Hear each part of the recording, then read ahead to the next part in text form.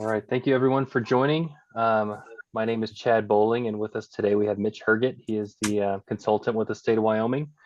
Today we'll be discussing the technical requirements regarding the BEAD subgrantee application. So without further ado, Mitch, I will hand it off to you. Thanks a lot, Chad. Appreciate it. And good afternoon, everybody. My name is Mitch Herget, as Chad mentioned. Today we'll be talking through the BEAD technical requirements. I'd like to start off by talking about where these technical requirements come from. They come directly from the BEAD NOFO, specifically the section referenced here. In that section, they say that prospective subgrantees must provide a network design diagram, project cost, timeline with milestones, and a capital investment schedule. It also says that these items must be certified by a professional engineer, which also states that the work can be delivered with the requisite performance requirements stated by the BEAD program. And then additionally, it requires that the eligible entity, the state in this case, cannot approve any awards without a review of these documentation. So again, it asks for these items. It asks for these items to be certified by a professional engineer and asks that the state review them in addition. So how that translates into the Wyoming BEAD application is through a very specific section, which will be the section on network design. Within this section, we'll be asking for a series of document uploads that will convey your project plan and your network design specific to each individual application you submit. So you'll have one design per application submission. Within that, we're looking for the following components, which I'll explain in more detail in further slides. So you have the technical narrative document. There's a network design document or shape files that provide us with the routes, the locations, the project area boundaries that we're looking for. We have a logical network design drawing, a logical schematic. It goes by different names on that. We have project costs, project timeline with the milestones that are required. We need that professional engineer certification. As well as if it's a non-priority application that requires fixed wire or includes fixed wireless component, there's an additional spreadsheet where we collect information needed to assess that design. So just a quick item on the capital investment schedule. The NTIA issued a conditional limited programmatic waiver about the PE certification, basically eliminating the need for the PE to certify the capital investment schedule since it's not within their wheelhouse. We do include in our application, we still need a capital investment schedule. It just doesn't need certification from a professional engineer.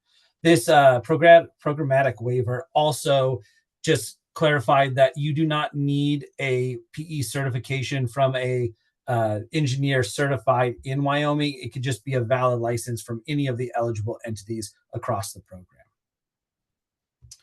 So jumping in, we want to talk about the technical narrative. This will be submitted as a PDF upload in a file. So we're not going to ask you to fill out fields of text into the portal itself. You'll just have a ability to upload a document that you can put together yourself and make sure you include all the information you're looking for. So what we want to see in the technical narrative is a description of the project, right? And how the infrastructure will be capable of meeting or exceeding the service that's required in the program to each proposed BSL and community anchor institution included in your project. We really want to see in the narrative information that we can't get through the other materials. So this includes detailed description of how you'll be able to have sufficient backhaul to support the network.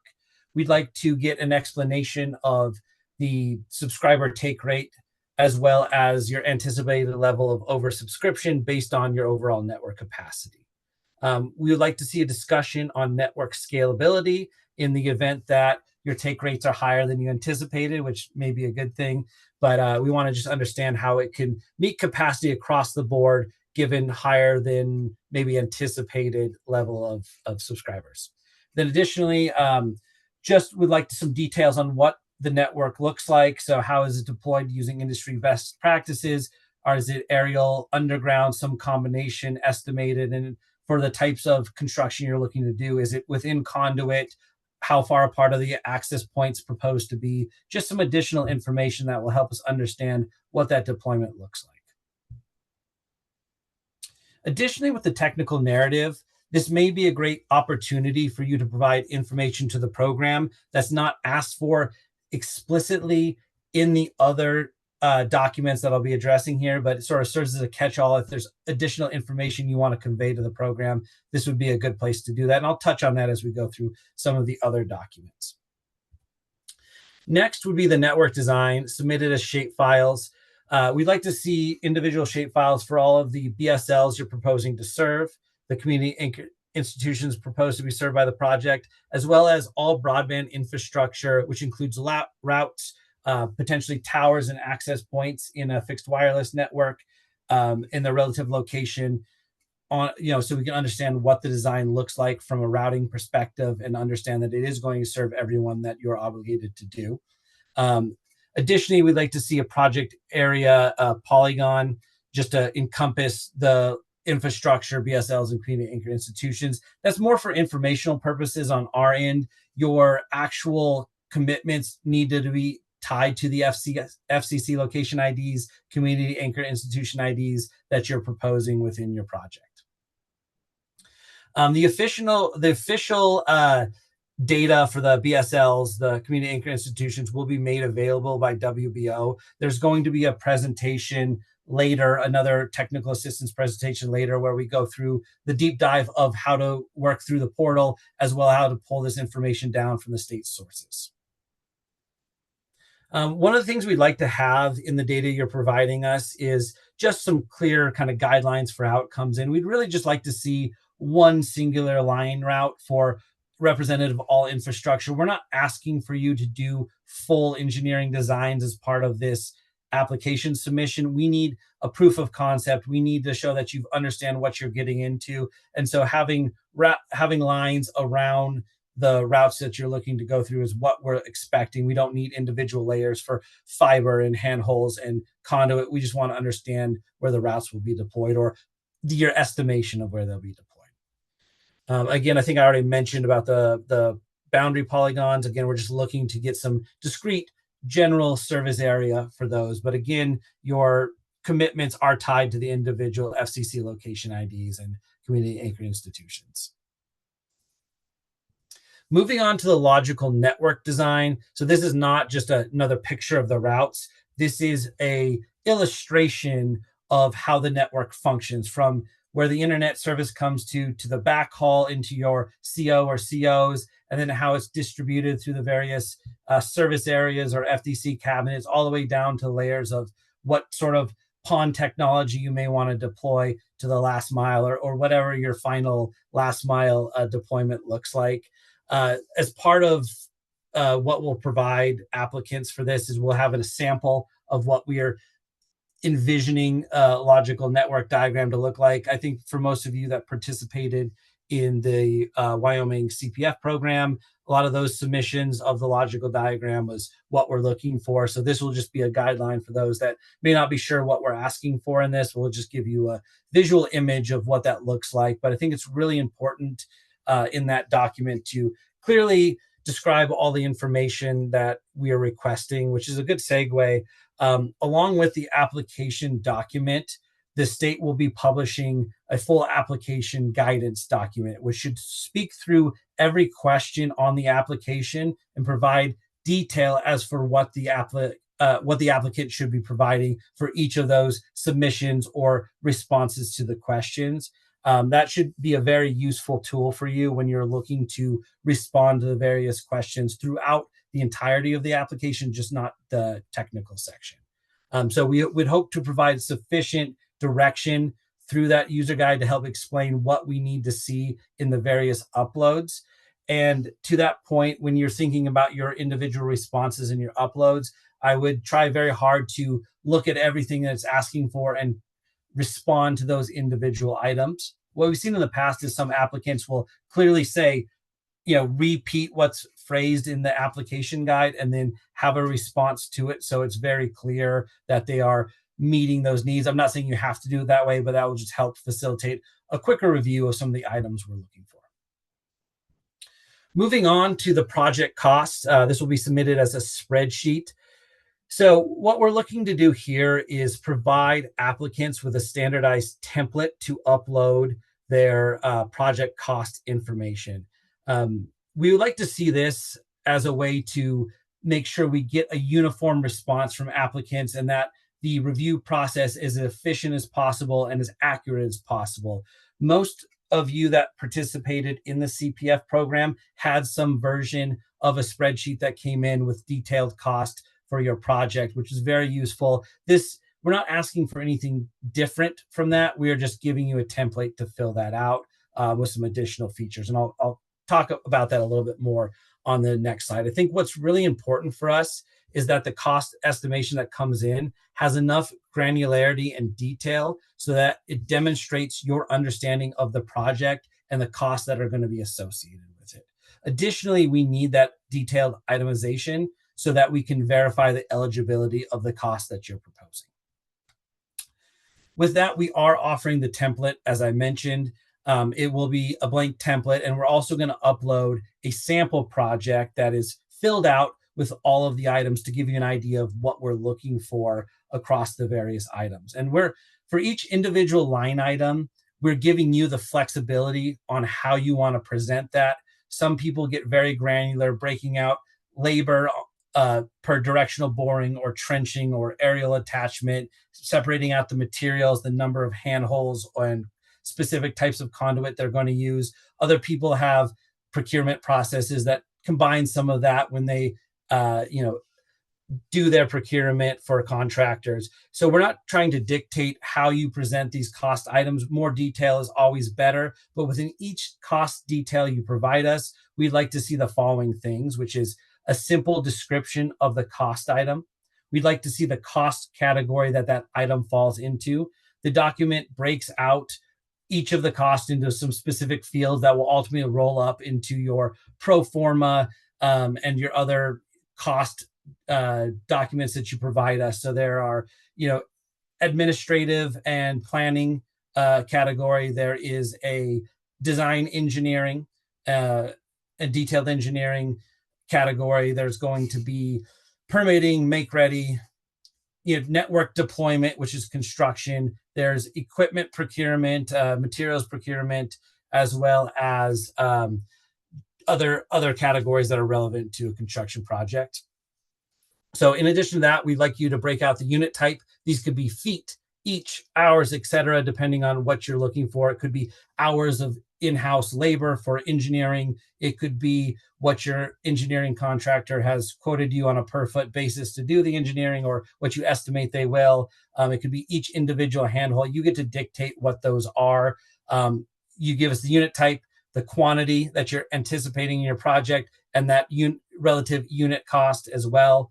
And then in the final one, a cost, details, and justification, just some sort of backing as to what this item is beyond the general cost description. I think when you look at the example we're going to provide you, a lot of this becomes a lot more clear, and I think it's pretty straightforward. Again, many of you provided this level of detail during the CPF program, so it shouldn't be anything surprising compared to what you've done before. With that, I'm going to move on to the next item, which is project timeline, again, submitted as a spreadsheet.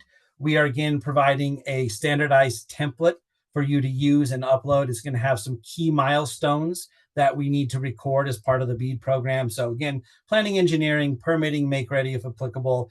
Material and equipment procurement has its own timeline, so we would like you to track that as well as needed. We want to see your network construction or deployment. That is for your mainline, distribution, backhaul, everything but the components of subscriber activations, which are prerequisite on customer sign up. We would like to see that sort of as a separate work stream.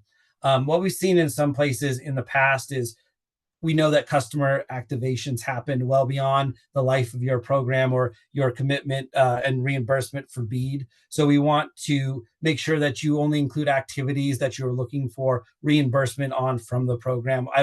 If your program is going to be done in 3 years exactly, we don't need to see the subscriber activations going out into infinity or 10 years, because we know that what you're looking for to do in the scope of this project is done at the time you look to close out, which is why we have this final category, which is your project closeout submission. That's when you anticipate to be done with the program. You'll have submitted your last reimbursement request, you will have provided all of the required program reporting, your active subscriber testing, all of your as-built documentation will be provided in that closeout submissions when you expect to be done with the program. Again, we're providing you a template to do this. Both templates will have detailed directions within them. And additionally, the application guidance document will, again, give you more information to fill these things out. Moving on to the next piece, which is required, is the professional engineering certification. We are providing a template for this as well. It just specifically will call out what the professional engineer will certify as, and exclaim that they have reviewed the accuracy of the document you've provided, as well as believe to the best of their knowledge that it could deliver the service in the required 4-year timeline. So specifically, the template has a place for the full name of the professional engineer, their license number, the state in which they're licensed in. Again, does not need to be the state of Wyoming. Could be from any eligible entity. And their license expiration date. We need, even though it could be from any state, we do need them to be a currently active licensed PE, and then their signature as well. So between the initial, all of those items are on the template, so it should be simple to fill out. For applications that are non-priority and are going to include a fixed wireless component, we will have a template for additional information to be filled out by that applicant. It is just necessary information for us to properly assess the feasibility, the viability of a fixed wireless design. It asks for additional details, including site parameters, the parameters of each location you're going to serve, the network RF parameters, and speaks to the customer premise equipment that you're going to be deploying as well.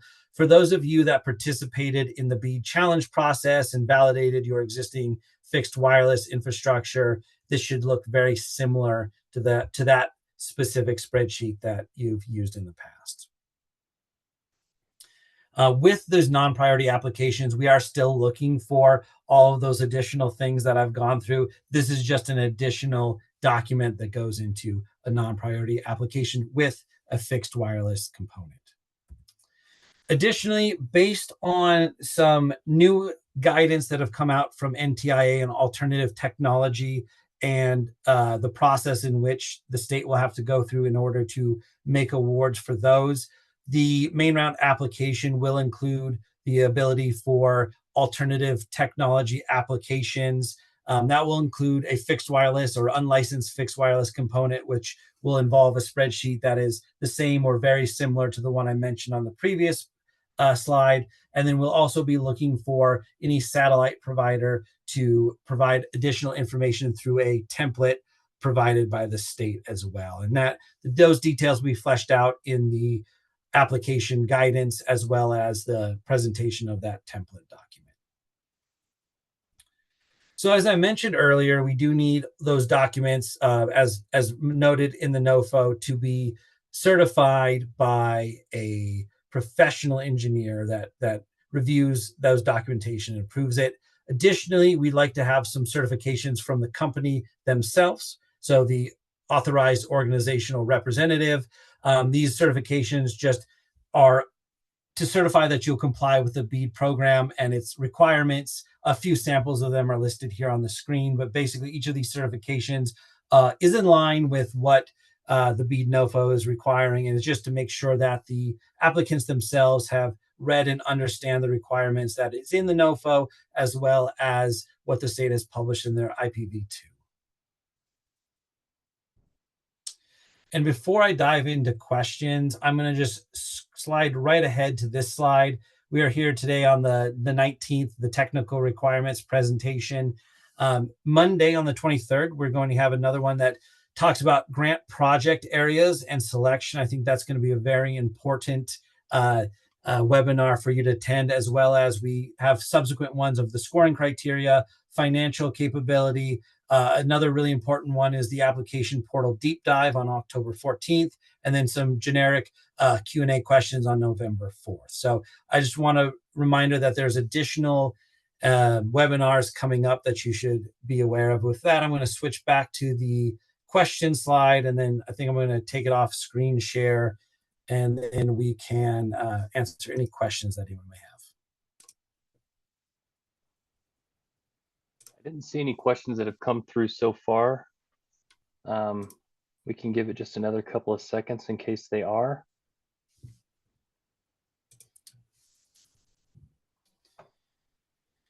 And while we do that, Chad, we can wait for this to fill in a little bit. Just some other items is WBO received recently some additional guidance or some published guidance from NTIA around obligations for subgrantees deploying network projects. This is some additional information that we'll account for in our guidance of their application. We'll also make sure that these materials that we're referencing are published or available to ISPs to review. And we're working with NTIA to understand what these requirements are, and we'll make sure that they're articulated adequately in our application guidance. Thanks, Mitch. Let's see, looks like we do have one question. Can you provide any ETA on when the NTIA approved location list will be published? We can't accurately model projects until that data is available. Yeah, so the location list, you could correct me if I'm wrong, Chad, has been submitted to NTIA. So we have our determination submitted to NTIA currently. The real question is how long it's going to take for them to get back with a final approval of this. I don't think we have a confirmed date on that yet, because it is sort of a moving target there. We want to be mindful of it. And I believe sort of in other states where this is occurring, we're not going to delay the opening of our application window as we wait for this data to be finalized, but we will potentially extend the closure of our application window if the amount of time it takes for NTIA to give us final results to publish goes longer than we anticipate. So I hope that sort of answers the question. Thanks, Mitch. All right, and just a reminder to everyone on the call, this webinar is being recorded and the material will be posted on the Wyoming Business Council website. But I'm not seeing any other questions right now. So everyone, thanks for your time. I really appreciate it. If you have any other questions, feel free to reach out to me and we'll get them answered. So everyone have a great rest of your, yeah. Just one more item on Maisie's question is what we've seen in other states is despite the curing process taking a decent amount of time to get through, it hasn't really resulted in major changes from NTIA back to the state as far as serviceability of the various locations. So while we don't have the final date, and we will be sure to look at extending the window necessary so everyone has the information they need to submit good applications, I would not expect major changes from what the initial data that we've submitted is going to be. Thank you, Mitch. Thanks. All right. Let's see. Yes. Also visit the Wyoming Business Office BEAD website. As I mentioned before, that's where all the information from this webinar will be, along with the materials from this meeting and previous meetings. So everyone have a great rest of the day and thank you for your time.